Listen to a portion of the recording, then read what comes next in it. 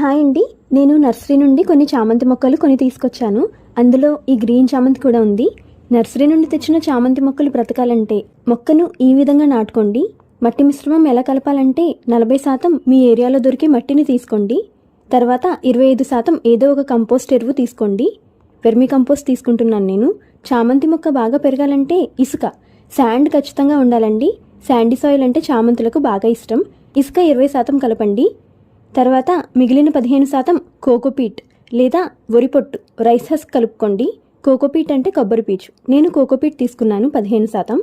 మనం నాటిన మొక్క ఒత్తిడి, స్ట్రెస్కి లోనవ్వకుండా వేర్లు బాగా నాటుకోవాలంటే 1 చెంచా ఎప్సమ్ సాల్ట్ని కలపండి.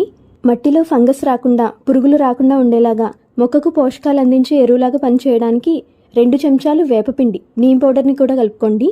Neem powder fungicide, insecticide and ఫెర్టిలైజర్గా పనిచేస్తుంది. ఇవన్నీ బాగా కలిపి ఆ మట్టిలో మీరు చామంతి మొక్కను నాటుకుంటే మొక్క ఆరోగ్యంగా పెరుగుతుంది. మొక్కను నాటిన తర్వాత వాటరింగ్ చేయడం మర్చిపోకండి. మన దగ్గర టేబుల్ రోజెస్ 25 కలర్స్ సేల్కి ఉన్నాయండి. 25 colours cost 500 rupees, free shipping అండి. ఎవరికైనా కావాలంటే వీడియోలో ఉన్న వాట్సాప్ నెంబర్కి మెసేజ్ చేసి ఆర్డర్ చేసుకోవచ్చు. అలాగే పువ్వుల మొక్కలన్నీ బాగా పూయడానికి కావాల్సిన ఫెర్టిలైజర్స్, ఎరువులు DAP, potash, Epsom salt, all mix cake, cow manure, vermi compost సేల్కి ఉన్నాయి. కావాల్సిన వాళ్ళు వాట్సాప్ నెంబర్కి మెసేజ్ చేసి ఆర్డర్ చేసుకోండి. Happy gardening, bye.